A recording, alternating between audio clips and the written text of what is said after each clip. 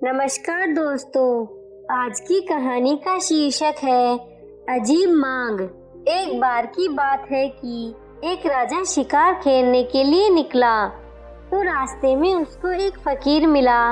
उसने उसको सलाम किया और उससे पूछा कि क्या वह उसके लिए कुछ कर सकता है। फकीर बोला, नहीं, बहुत बहुत धन्यवाद, पर क्या मैं आपके लिए कुछ कर सकता हूँ? राजा ने कहा, हाँ, मुझे एक ऐसी पत्नी चाहिए जो शक्ल सूरत और लंबाई में मेरे जैसी हो। फकीर बोला, अफसोस कि आपने यह एक बहुत ही मुश्किल मांग रखी है, फिर भी मैं इसे पूरा कर सकता हूँ, पर इस बात का ध्यान रहे कि ऐसी पत्नी बेवफा साबित होगी। राजा बोला, आप इस बात की चिंता न करें, बस आप मेरी इच्छा पूरी कर सकते हो तो कर दें। इस पर फकीर उठा और उसने एक कुल्हाड़ी से राजा के सिर के 2 हिस्से किए और उन्हें जमीन में गाड़ दिया।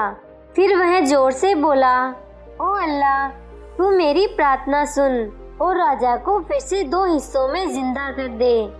एक राजा खुद और दूसरा एक स्त्री के रूप में बिल्कुल उसी जैसे। अल्लाह ने उसकी प्रार्थना सुन ली और धरती से पहले राजा निकला, फिर उसी के जैसी एक स्त्री निकली।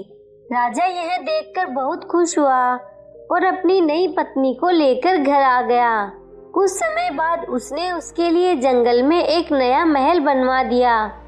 अब वह वहां उसके साथ रहने के लिए अक्सर जाने लगा, पर अफसोस वह स्त्री तो बेवफा निकली, जैसा कि फकीर ने कहा था।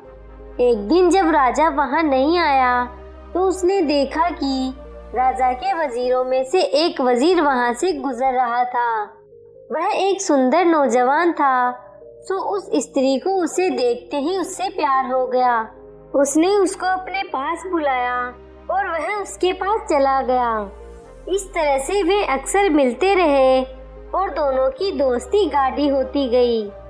एक सुबह वे करीब करीब पकड़ लिए गए।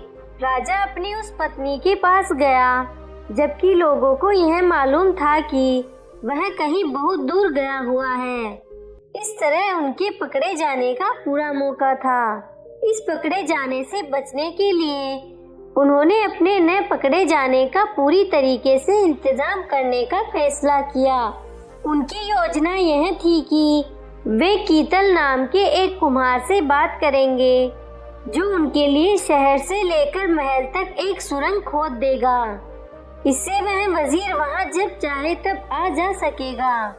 उन्होंने ऐसा ही किया। यह काम छिपे तौर पर किया गया। कुछ समय तक तो यह सब ठीक से चलता रहा, पर एक दिन उनकी नीचता की पोल खुल गई।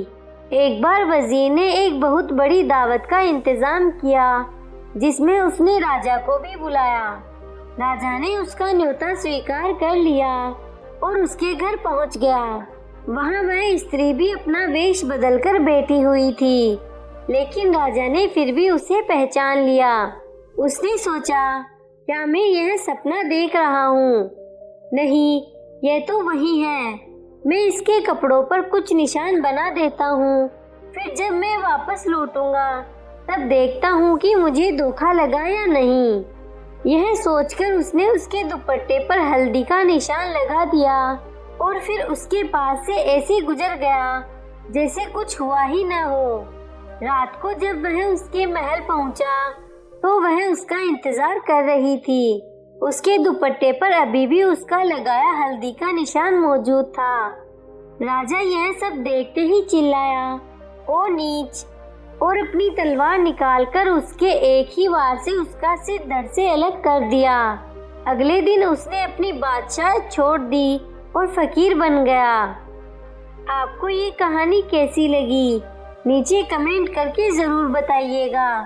अगर आपको कहानी पसंद आई हो तो अपने दोस्तों के साथ ज़रूर शेयर करें और ऐसी ही प्यारी कहानियाँ सुनने के लिए हमारे YouTube चैनल को सब्सक्राइब करें।